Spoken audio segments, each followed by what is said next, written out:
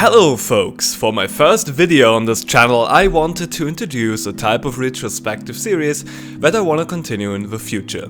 Let's look at a year of movies and examine how all participants really performed. Which movies by which company really made an impact and a profit, and what of those really turned to shit. Because I think for the most part you might not even know. Asking yourselves why some movies were never revisited by a studio? Well, probably because it was a huge flop, despite you really liking it.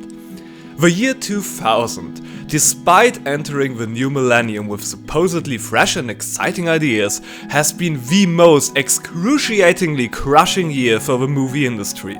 And that is due to movies like Matrix, The Sixth Sense, American Beauty, Blair Witch Project, Boondock Saints and the fucking Fight Club.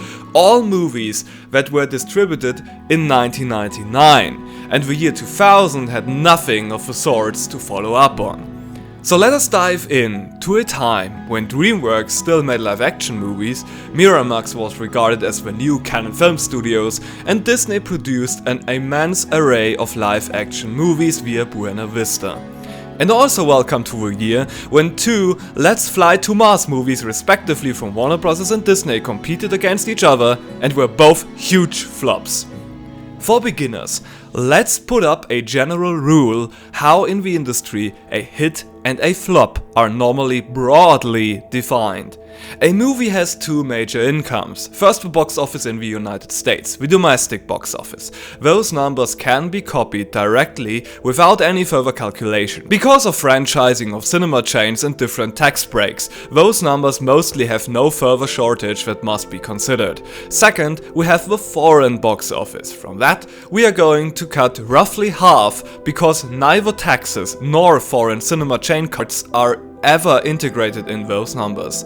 So we now have all of the domestic box office and half of the foreign box office. And to break even, those two combined have to meet at least double the budget the movie had.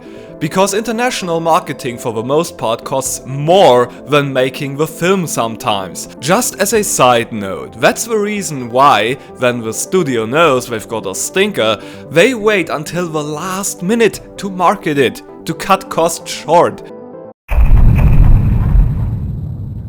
So, the year started with Disney. How all things on Earth and Cosmos will start and end with Disney. With the fittingly titled Fantasia 2000. That of course being a sort of redo or sequel to one of Disney's most remarkable productions, Fantasia, back in 1940. 60 years ago, for fuck's sake.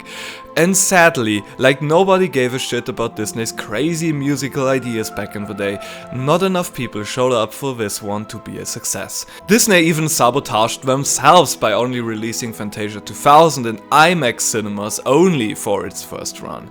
Then in the summer, they also opened it to normal theaters. For those of you who don't know what IMAX is a special kind of cinema with an even broader and bigger projection screen that you usually would see. Fantasia had an immense budget of $80 million and might have lost at least $50 million overall. On February, Sony entered the scene with one of its most biggest flops this year, Hanging Up. It is a comedy, directed and starring Diane Keaton, whom nobody remembers anymore. Just like the other members, Meg Ryan and Lisa Kudrow.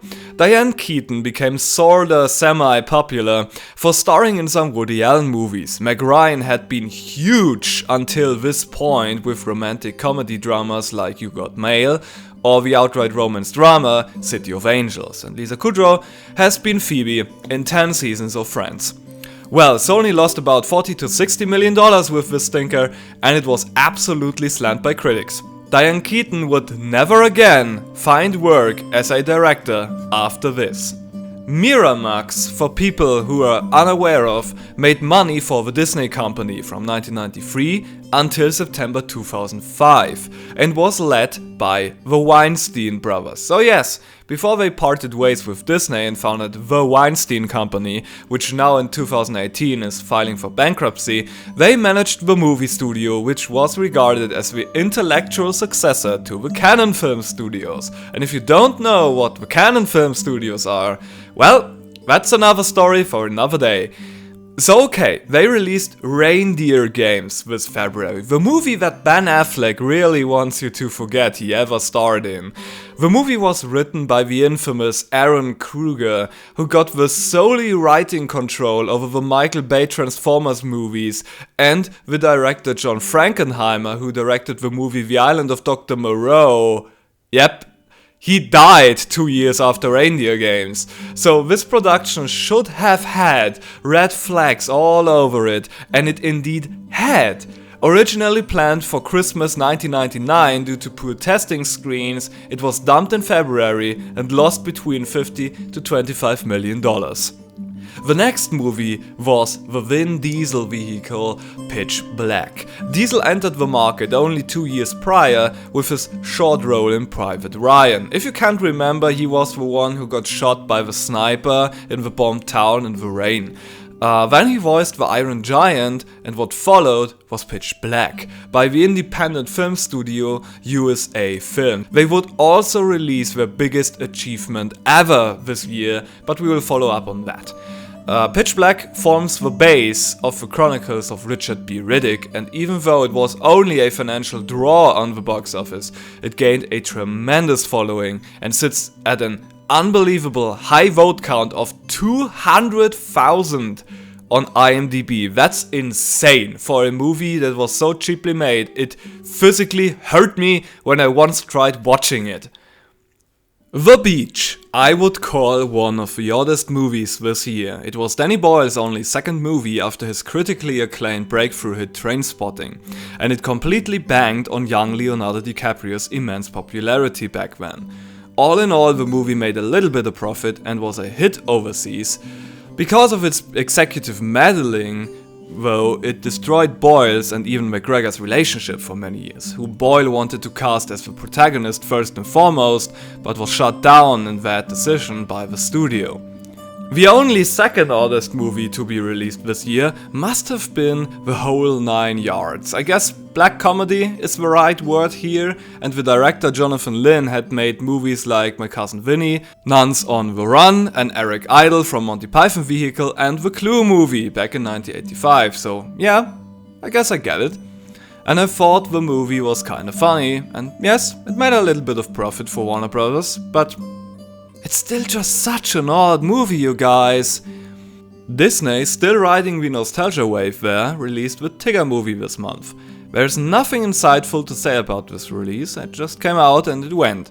But unlike Fantasia 2000, it actually made a profit, so Disney was still alive and kicking. But the biggest winner this month would be the third installment of the Scream series. It would be too much a hassle to explain to you why the Scream series actually became a hit, but be assured, Scream, still up to its third incarnation, was still a huge blockbuster event. Wes Craven, who previously got famous with Nightmare on Elm Street, directed all 4 parts of the Scream series. That determined his whole career until he finally released Red Eye in 2005. Scream 3 was published by an independent studio and had to wrestle with its subject matter in light of a still emerging controversy of the 1999 Columbine massacre. They hired, oh hey, Aaron fucking Kruger to do some comedic rewrites that mostly had to then be taken out by Craven himself. Scream 3 made around a $46 million profit.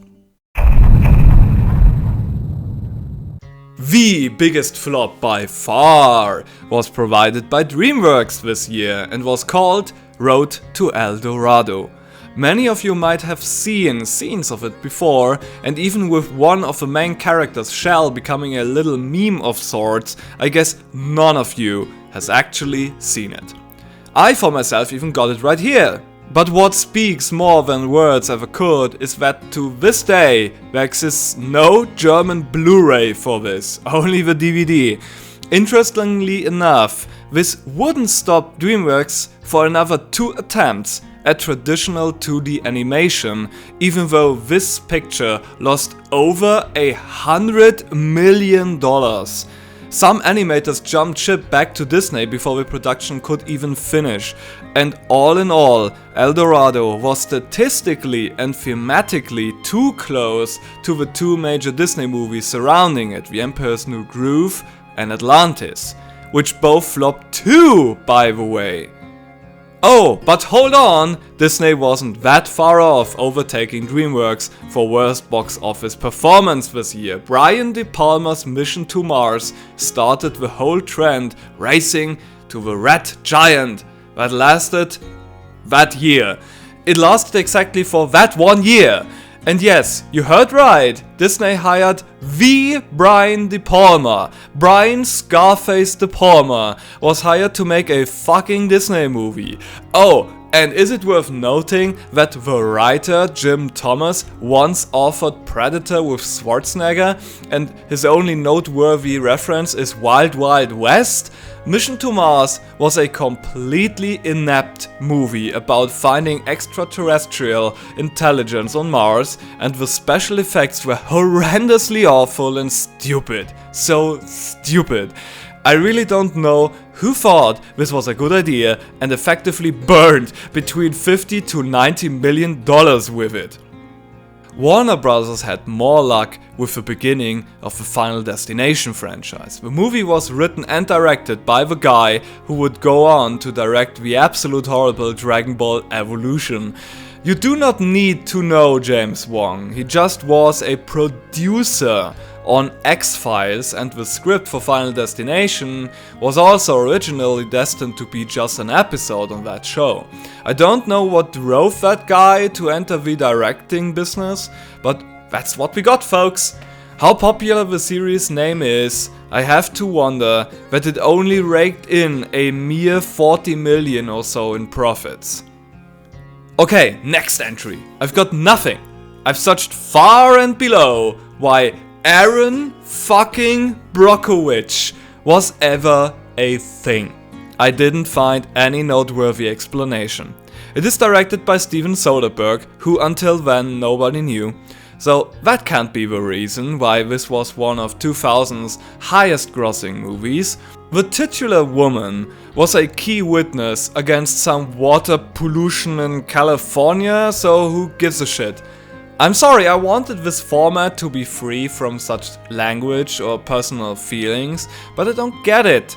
It even was a hit in the US and overseas pretty evenly. So why would the European public be interested in some pollution scandal over at the US&A? I have found no answers for this. The movie made nearly $100 million profit for Universal.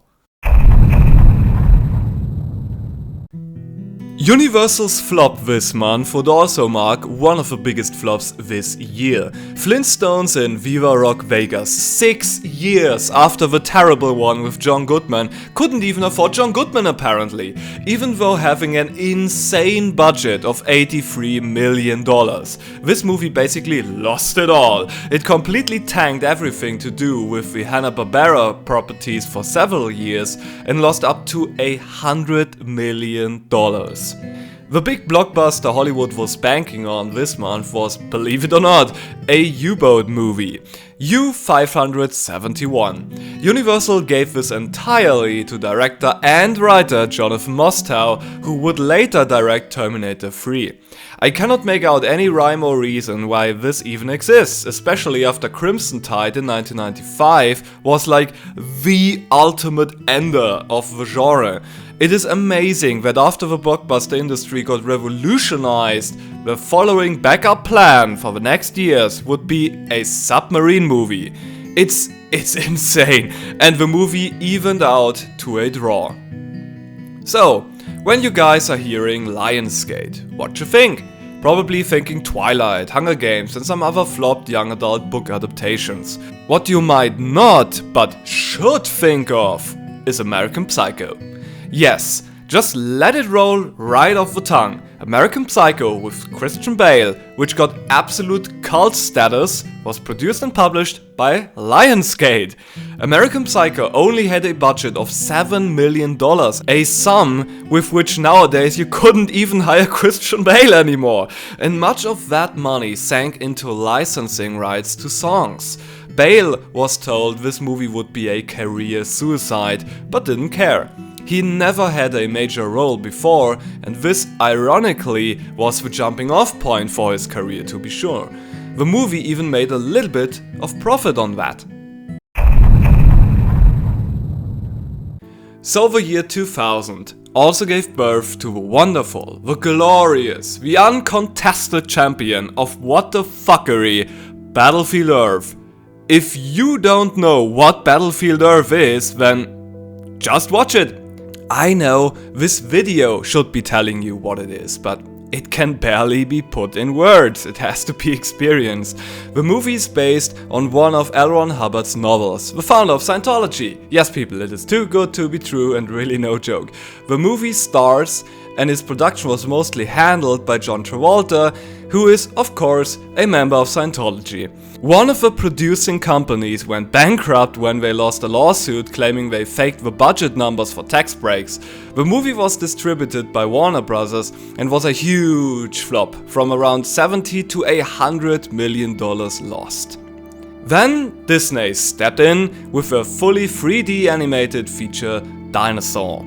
Okay, so first I have to mention that this movie was underwhelming for pretty much everyone, because it was marketed like a documentary style movie without any dialogue. What we got instead was a pretty mediocre attempt at what the first Ice Age would eventually make funny. An insane amount of 10 people worked on the totally generic coming-of-age story, and the 2 directors working on the title never found work again as such. The movie was a hit though, in the US and internationally, but Dinosaur's budget grew so humongously huge that the movie could have been thankful enough for ending up a draw overall. The next anomaly would be provided by DreamWorks. It's a movie called Road Trip. Believe it or not, this movie was actually made by Todd Phillips, the maker of Hangover. So you could say this already classifies as a bad comedy type movie, and for that it naturally starred Tom Green, the gross-out humor guru at the time. This movie was 1 year before his infamous Freddy Got Fingered movie. The only reason I'm mentioning this thing is because it was a huge success. It raked in a profit from around $60 million for DreamWorks. And next came Gladiator, you know, The Gladiator. It was a co-production between Universal and DreamWorks, and Ridley Scott's revival as a director, since he had made not one memorable movie from Blade Runner on in 1982. The production wasn't easy. Constant rewrites bogged the work down all the time, and Oliver Reed died mid-production before all his scenes could have been filmed. His character was supposed to make it to the end of the film, which wasn't possible anymore. For a reported $3 million, they spliced in old shots of Reed onto a CGI model in the cell scene. David Franzoni, writer of Gladiator, only had written one movie before and one after Gladiator, before he never worked in the industry again, which should speak volumes. The movie made an astounding $117 million profit and would be held as one of cinema's greatest achievements, even though I find it uninteresting and bland as all hell. The only movie in May that could top that could be Tom Cruise's second iteration of a Mission Impossible franchise. The movie famously was a John Woo train wreck. It was mostly written by former Star Trek writers, and John Woo was on the brink of getting fired out of Hollywood after no one gave a shit about Operation Broken Arrow, and Face Off, while successful, was a relentless meme fest no one could take seriously. And Travolta's and Cage's stars were sinking fast too. John Woo's rough cut of the movie was about 3.5 hours long, and the shortening to 2 hours on Paramount's demand explains why this movie is the train wreck it is. Luckily for him, less for the audience, MI2 saved him. It became an enormous hit and raked in around $130 million profit for Paramount. June this year would be the funeral for Don Bluth's career, and if you don't know who Don Bluth is, well, maybe someday I'm going to make a video about him, because his career should not be forgotten. But Fox completely tanked with Titan AE and reportedly lost around $100 million with it. There is no real consensus on why this movie flopped. What is noteworthy though is that no 2D animated movie was able to stand up after this debacle. Disney's Treasure Planet, that is a pretty similar movie, would also become a huge flop in 2002 for Disney. What would further the focus on 3D animation. The same thing happened of course with Fox too. They focused on Blue Sky, who would produce Ice Age and Robots next. The Patriot with Mel Gibson would become a direct opponent to Gladiator. Both movies reveled in what Braveheart started, a would-be farmer confronted by the regime or monarchy or whatever oppressive force it might be, would rise through the ranks to battle and sorta, at least morally, defeat it. It might not have been the best choice to hire Roland Emmerich for this project, because the insane budget of $110 million would make this a slight flop to a draw at best for Sony. The movie ran for an insane time of nearly 3 hours, even 15 minutes longer than Gladiator, and basically told the exact same story, and its critical acclaim was so-so. Gone in 60 Seconds was an odd period piece for the time. Nicolas Cage, a blonde Angelina Jolie, fast cars, hip techno beats, yo! Disney tried to make Fast and the Furious happen before Fast and the Furious actually happened, only 1 year later. Even though the movie was a big hit at the box office, it ended up a draw to a slight profit due to its immense budget of $90 million. Hey! You remember Perfect Storm? The movie where it's all about a fisher boat getting caught up in a storm? And it takes like 1.5 hours to even get there? Yeah, that movie really made bank, man! It was made by the guy who made Das Boot, Wolfgang Petersen. That and then famous George Clooney were the only marketing Warner Bros. Needed to collect the viewers in droves. But there was one major catch preventing this from becoming Hollywood's most sweet lullaby. It costed an insane amount of $140 million to make, and Warner can thank the heavens that this even turned out a draw in the end and not ended in an all-out financial disaster. The real kicker this month was the Artman studio hit everybody remembers, Chicken Run. From, you know, the guys who got famous with the Wallace and Gromit stuff? Yeah, it's a simple prison breakout, the liar revealed story, but that simplicity and its charm made it an absolute cult classic at the time. But behind the scenes, there is more to it. This movie was made by DreamWorks, which got bought up by Paramount in 2005, but 2006 Artman switched to Sony. This movie partially played a part in that decision because the directors already felt bossed around by DreamWorks. They forced them to drop the musical score by the composer for the Wallace and Gromit stuff and insisted that Hans Zimmer would score the movie. The movie made nearly $80 million profit, and it is completely baffling to me that the next movie was greenlit only 5 years later with a Wallace and Gromit movie. July! This month only had 2 really noteworthy entries. First, it was time for the X-Men to hit the scene. It cannot be understated how important this movie was for superhero movies to be taken seriously for once. Even though it rushed the characters, it had a bleak and realistic tone to it and a great mixture of real-world problems and the fantastic elements of the mutants. Hugh Jackman would become a legend as Wolverine, and the casting of Patrick Stewart and Ian McKellen was amazing to say the least. And Mystique changed the way superheroes could be portrayed in costume.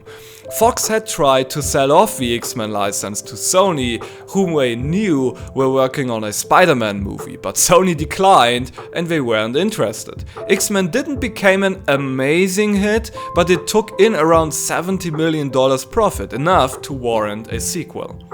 The movie X-Men got beaten by one that started a plague on the nation, the Scary Movie, original specimen that started the spoof movie craze that, thank God, ended in around 2013 when the fifth part came and burned. There is nothing insightful to say about this crapshoot. It capitalized on celebrities that got smacked on the cover and only appeared for like 30 seconds, and they captured the overall frustration with nowadays horror movie cliches. The movie made around, and now buckle up, around $180 million in profit. And since the production and the writing process were both cheap labor, they immediately greenlit a sequel for 2001. The movie was made by Miramax, so the money went indirectly into Disney's pockets. The last remarkable movie in August would be regarded as a cult classic for the longest time, until the director revealed himself years later to be a sort of fraud. It was The Cell, with Jennifer Lopez by Tarsem Singh. For those who do not know what this movie is and need some proper context, you remember the time when movies like Silence of the Lambs or Red Dragon or Seven were huge? This is a trend that always reoccurs, also in television. The last time I could think of were the 3 seasons of Hannibal, and even Westworld got sparkles of it. This curiosity for the morbid always returns, and The Cell was just the embodiment of its time frame. Tarsem Singh got widely recognized because of his insider references to the art scene, but his career basically got destroyed in 2012.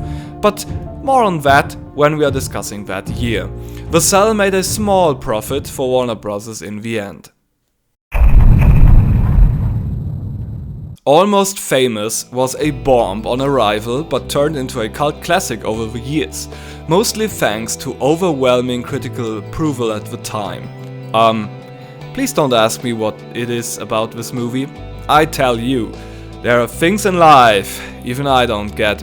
The movie was directed by Cameron Crowe, who nearly ended his movie-making career here and there, but ultimately would vanish after We Bought a Zoo in 2011. Cameron Crowe started his career with Jerry Maguire, which only got big because of Tom Cruise and Renée Zellweger. It wasn't a huge flop for DreamWorks, it only lost about 10 to 30 million. But this flop was enough to plunge Crowe into a downward spiral he eventually wouldn't get out of. October got 2 absolute career destroyers we won't dwell on too long. First, John Travolta's Lucky Numbers by Paramount. Yep, after Battlefield Earth, this was pretty much the end. The movie lost $60 million, maybe even more. Lost Get Carter with Sylvester Stallone by Warner Bros. Stallone had just returned with a tepidly received Copland, a legitimate hard-ass drama, and he flushed it down the toilet again with this. On the other hand, October provided one of the biggest hits this year. You ready? Meet the Parents. Yeah. This is a fucking mystery to be solved. This movie made nearly $140 million in profit for Universal. This movie only made bank because of Robert De Niro and Ben Stiller, who plays a character named Greg Focker. Get it? It's like fucker, but with an O, with a different vowel. Hilarious! This movie forever would show that the human species is forever doomed. The Holocaust, Mao's war crimes, the atomic bomb? This dude? No. Meet the Parents. That's where it's at. November also had many career enders, as I will cover some more and some less. Legend of Bagger Vance I will cover less. It was a movie about fucking golf, for fuck's sake, and sank around $60 to $80 million. It featured Matt Damon, Charlize Theron and Will Smith, who all apparently weren't really affected by this travesty. The only one who got crushed by this was the director, Robert Redford. He discontinued making movies until 2007 and began acting again in 2001 after he temporarily quit after The Horse Whisperer. The next movie I warned you about. It was Warner Bros.' attempt to make money with which Disney already had failed. It was The Red Planet. You remember Val Kilmer? Oh, don't be fooled. This guy continues his work until nowadays in a quite bloated form, I have to say. But hey, what Marlon Brando could do, Kilmer is capable of too. Yeah, this movie didn't even have a trailer. It just basically showed one of the scenes from the movie and that was it. The first time director for this never made another film in his life. Yeah, this is bad. This is really bad, folks. Val Kilmer and Tom Sizemore hated each other's guts so much they refused to continue working on set together. And they refused to saying each other's character name, instead shouting lines like hey you over there. And in the end they got into a fist fight ending in throwing weights at each other. The movie lost between $60 to $80 million. The renewal of Charlie's Angels by Sony turned out just a draw, but when did that ever frighten Sony from making a sequel? The movie was made by a guy named Bg, who once directed the video for Smash Mouth's All-Star. The guy hasn't really met his fate yet, but became more a producer type anyway. There's really nothing to this movie, it only banged on the three main stars, whom only one would get further recognition in the film industry, and the name of the movie still was to some degree present in many people's minds. It would be like remaking The Avengers. No, not those, that one. Yes, you never saw that show, but for sure you saw it multiple times standing around at some movie shop or the home video corner as a complete series package. That's what it was like seeing Charlie's Angels in the year 2000. Unbreakable by M. Night Shyamalan got produced by Disney via Touchstone, and of course it was a hit. Not a huge one, but a hit.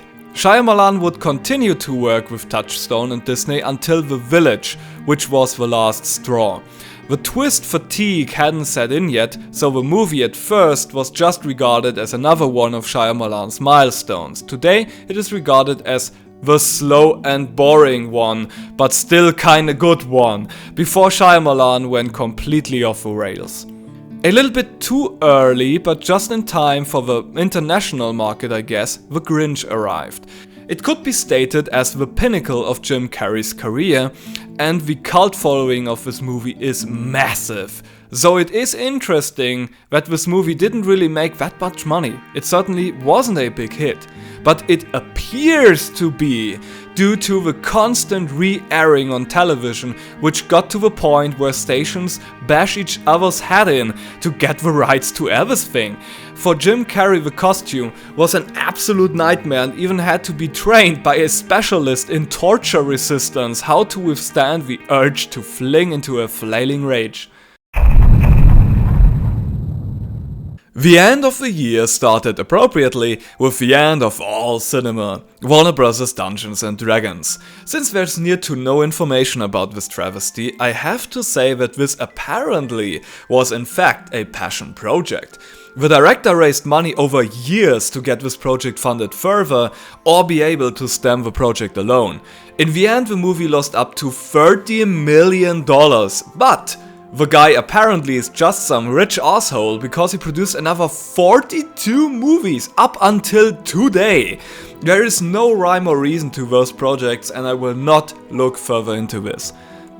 The next big loser would be Disney's The Emperor's New Groove. This project was originally set out to be in the same vein as Lion King and other serious epic projects Disney had produced in the past. But the gigantic flop of Pocahontas and especially The Hunchback of Notre Dame caused a complete overhaul of this movie.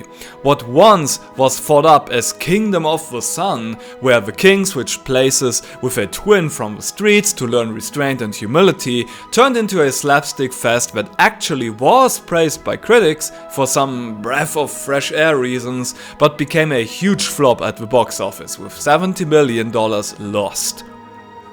Cult classic Snatch would actually gain some profits back. Guy Ritchie just came out of Lock, Stock and Two Smoking Barrels, which critics hated. To be honest, critics for the most part hated all Guy Ritchie movies so far, so okay.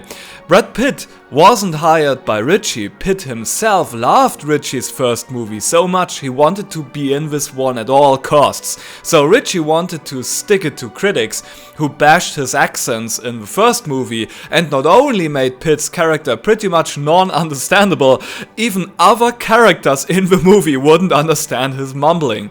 The movie made $40 million profit for Sony and would grant Ritchie his next project and more to come. Remember USA Films, the guys who made Pitch Black?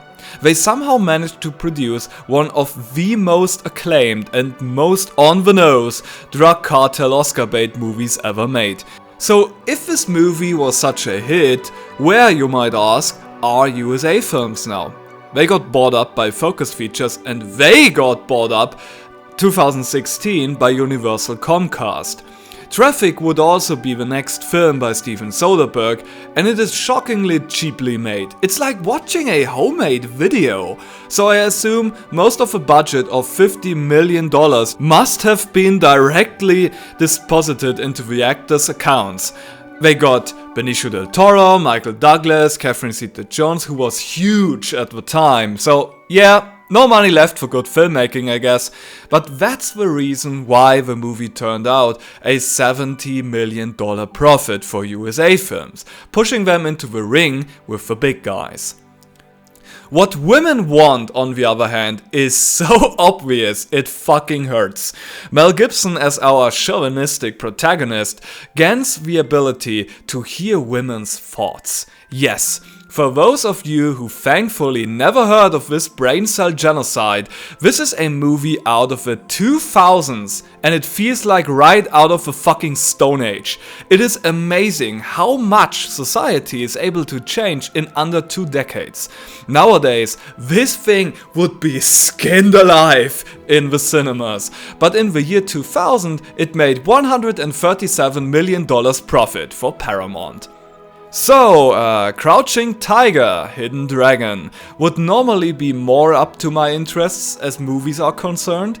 This was not only one of the biggest hits in 2000, it can well be regarded as the single most successful martial arts movie ever produced. I'm not quite sure how they did it, but the main focus lied in distancing the movie from your typical Jackie Chan production. Like this one had higher standards and was a martial arts film for normal people. For me it was an absolute snooze fest and had nothing to offer that I haven't seen in Chan productions a dozen times before, and the over-the-top wire work sometimes got completely out of control, man. This would pave the way for Ang Lee's career, which he would follow up on with, well, we're gonna talk about that another time. This movie also made $137 million profit. But the biggest winner all year appeared just in time to close the year off.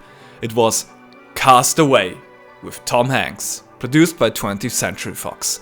Tom Hanks just came out of James Ryan and The Green Mile and was, and well, to some degree is still the next big thing. Sadly, I have to part ways with you in silence because there's nothing special about this movie. We have one of those target your heartstrings with an element of nature survival drama like every year. The Impossible and Life of Pi are just two that are coming to my mind right now. The movie gained around $152 million in profit and shot Tom Hanks' popularity through the stratosphere. So, like it often is, the real winners this year weren't the ones who dumped all of their shit all across the year, but those who focused on some few projects and tried to perfect them in mass appeal. Would this change the next movie year? Find out when we're gonna talk about it.